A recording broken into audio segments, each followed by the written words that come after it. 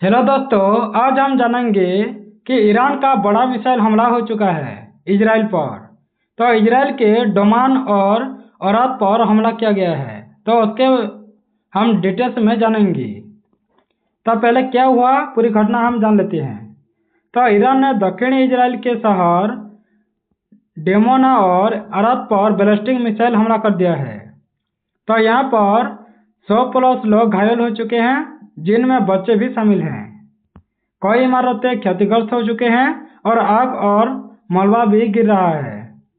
तो कुछ missile Israel के न्यूक्लियर साइट के पास भी गिरी है। तो रिपोर्ट के अनुसार एक मिसाइल सीधे रिहायशी इलाके में गिरी है और एयर डिफेंस उसे रोक नहीं पाया है। तो एयर डोम फेल कैसे हो गया वो भी जान लेते हैं। तो इजराइल का आयरन डोम दुनिया का सबसे एडवांस डिफेंस सिस्टम माना जाता है, लेकिन इस बार कुछ मिसाइल इंटरसेप्ट नहीं हो पाई है।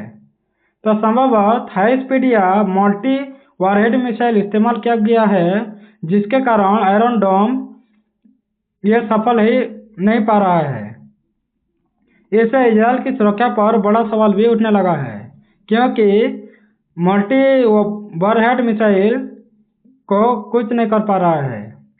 सेना ने खुद माना है कि इंटरसेप्शन में फेलर हुआ है। तो टारगेट क्या था वो भी जान लेते हैं। तो सबसे बड़ा सवाल तो यही है कि टारगेट क्या था। तो डेमोना के पास है इजराइल का एक गुप्त परमाणु केंद्र। तो वहाँ पर नेगेव न्यूक्लियर रिसर्च सेंटर है। तो ईरान का दावा है कि उन्होंने न्यूक्लियर फैसिलिटी को टारगेट कर दिया है, और इजराइल का कहना है कि सिर्फ शहर और सिविलियन एरिया ही हिट हुए हैं। तो आईएईए यानी न्यूक्लियर एजेंसी ने कहा है कि कोई रेडिएशन लीक नहीं हुआ है, ऐसे कहा है ईरान के न्यूक्लियर एजेंसी ने। तो हमला क्यों हो गया है वो भी जान लेते हैं।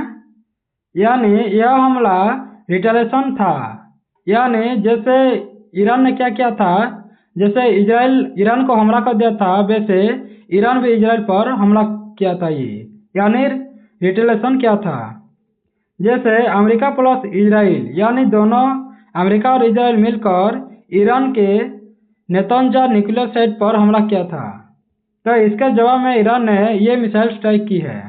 यानी यह सीधा न्यूक्लियर वर्सेस न्यूक्लियर रिटेलिएशन बन चुका है। यानी ईरान भी न्यूक्लियर साइट पर हमला कर रहा है और इजराइल भी न्यूक्लियर साइट पर हमला कर रहा है। तो यह युद्ध कितना खतरनाक हो गया है वो भी जान लेते हैं।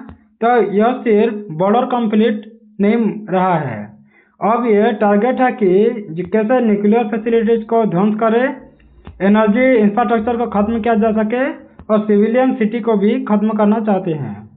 यह escalation world war level tension पैदा कर सकता है। तो क्या यह न्यूक्लियर वॉर शुरुआत हो सकती है। तो अभी तक तो न्यूक्लियर वेपन इस्तेमाल नहीं हुआ है, लेकिन न्यूक्लियर साइट्स पर हमले शुरू हो चुके हैं। यह सबसे खतरनाक स्टेज होगा।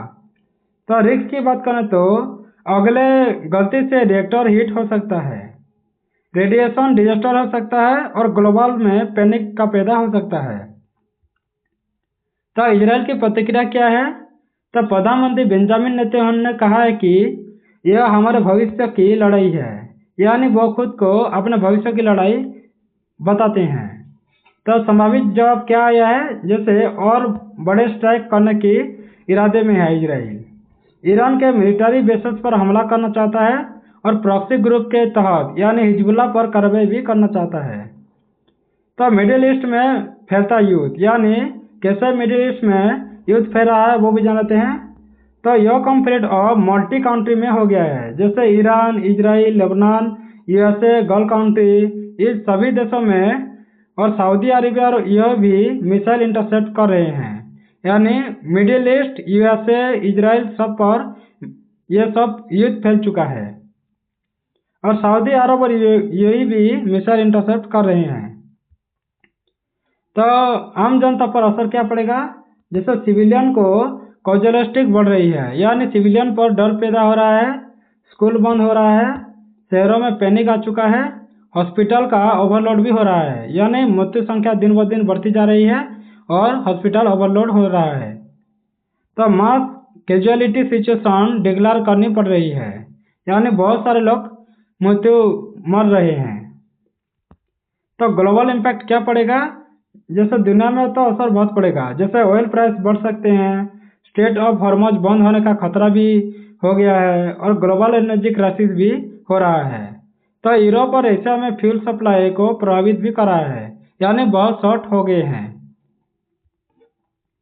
तो क्या आयरन डोम अब अनरिलायबल हो गया है? तो हम जानते हैं, यानी आयरन डोम क्या अभी अच्छे से काम कर रहा है या नहीं, वो भी जान लेते हैं। तो यह पूरी तरह तो नहीं होगा, क्योंकि अच्छे काम कर रहे हैं, लेकिन उतना भी अच्छा काम अभी नहीं कर पा रहा है। लेकिन सटर्न अटैक में, यानी बहुत सारे मिसाइल अगर एक साथ आ जाते हैं, तो आयरन डोम इसकी सुरक्षा नहीं कर पा रहा है। तो एडवांस मिसाइल टेक अगर आता है तो भी फेलियर हो जा रहा है आयरन डोम। तो इससे आयरन डोम कमजोर पड़ सकता है, तो पड़ भी रहा है। तो आगे क्या हो सकता है, यानी फ्यूचर सेंचुरी भी जान लेते हैं। तो पहले तो फुल स्केल वार हो सकता है, यानी इजराइल और ईरान के बीच डायरेक्ट युद्ध का संभावना हो सकता है। नहीं तो प्रॉक्सी वार बढ़ेगा, जैसे हिजबुल्ला, हौती शामिल हो सकते हैं युद्ध में। या तो यूएस डायरेक्टली एंट्री कर सकता है, यानी ग्लोबल वार बन सकता है। तो न्यूक्लियर एस्केलेशन भी हो सकता है, यानी सबसे खतरनाक स्थिति यही भी हो सकता है। तो फाइनल कंक्लूजन क्या हो सकता है? तो यह हमला सिर्फ एक मिसाइल स्ट्राइक नहीं है, यह संकेत देता है कि अब ये युद्ध न्यूक्लियर टारगेट को पहुंच सकता है, यानी न्यूक्लियर को टारगेट करने तक पहुंच गया है। आयरन डोम जैसी सुरक्षा भी चुनौती में है और दुनिया एक बड़े युद्ध के करीब भी जा रहा है। तो थैंक्स फॉर वॉचिंग। अगर ऐसे जानकारी आपको अच्छा लगता है तो सब्सक्राइब कर दें, बेल आइकन दबा दें, लाइक करें, शेयर करें और वीडियो आपको कैसा लगता है कमेंट बॉक्स में जरूर कमेंट कर दें।